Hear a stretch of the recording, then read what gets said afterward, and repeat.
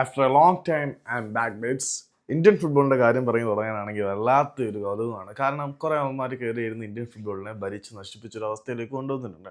രാജ്യത്തെ top division ലീഗായിട്ടുള്ള Indian Super League നടക്കുന്നില്ല എങ്കിൽ ഓൾ ഇന്ത്യ ഫുട്ബോൾ ഫെഡറേഷന് നമ്മളുടെ ഫിഫയുടെ ഭാഗത്തു നിന്നും ഒരു ബാൻ തൂക്കി കിട്ടാനുള്ള സാധ്യത ഉണ്ടല്ലോ. അതുകൊണ്ട് ഏത് വിധേനയും ലീഗ് നടത്തുക എന്നുള്ളൊരു സംവിധാനത്തിലേക്ക് എല്ലാവരും എത്തിയിട്ടുണ്ട്. നിലവിലെ ഒരു ഫൈനൽ പ്രൊപ്പോസൽ എന്താണെന്ന് വെച്ച് കഴിഞ്ഞാൽ കേവലം 15 മത്സരങ്ങൾ കളിച്ചിട്ട് ലീഗ് ചാമ്പ്യന്മാരെ, ഒരു രാജ്യത്തിൻ്റെ ഒരു വർഷത്തെ ലീഗ് ചാമ്പ്യന്മാരെ കേവലം 15 മത്സരങ്ങൾ കൊണ്ട് വിലയിരുത്തി നിർണ്ണയിക്കുന്ന ഒരു തൊലിഞ്ഞ പരിപാടിക്കാണ് നമ്മൾ സാക്ഷ്യം വഹിക്കാൻ പോകുന്നത്. മുഴുവൻ ടീമുകളെയും 2 ഗ്രൂപ്പുകളായിട്ട് തിരിക്കുന്നു. 14 ടീമുകളെ 7 ടീമുകൾ വീതമുള്ള 2 ഗ്രൂപ്പുകളായിട്ട് തിരിച്ച് ആ 7 ടീമുകൾ അടങ്ങുന്ന ഗ്രൂപ്പിനുള്ളിൽ പരസ്പരം മത്സരം നടക്കുന്നു. അപ്പം 12 മത്സരങ്ങൾ ഒരു ടീമിന് കിട്ടുന്നുണ്ട്.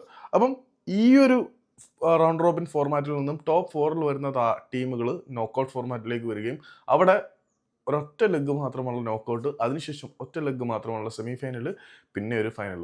അതായത് ഗ്രൂപ്പ് സ്റ്റേജിൽ 12 മത്സരങ്ങൾ, നോക്കൗട്ട് സ്റ്റേജിൽ 1 മത്സരം, സെമി 1 മത്സരം, ഫൈനൽ 1 മത്സരം. അങ്ങനെ വെറും 15 മത്സരങ്ങൾ കൊണ്ട് ലീഗ് ചാമ്പ്യന്മാരെ നമ്മൾ നിർണ്ണയിക്കാൻ പോവാണ്.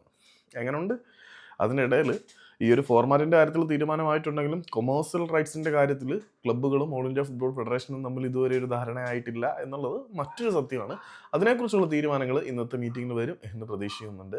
പക്ഷേ ഇവിടുത്തെ മീറ്റിംഗ് ഒക്കെ ചുമ്മാതെ ചായ കുടിച്ചും പരിപ്പോട് നിന്നും ബിരിയാണി കഴിച്ചും തീർക്കുന്ന പരിപാടിയാണെന്ന് നമുക്കറിയാവുന്നതുകൊണ്ട് എന്തൊക്കെയായിരിക്കും കാര്യങ്ങളെന്ന് കാത്തിരുന്ന് കാണാം.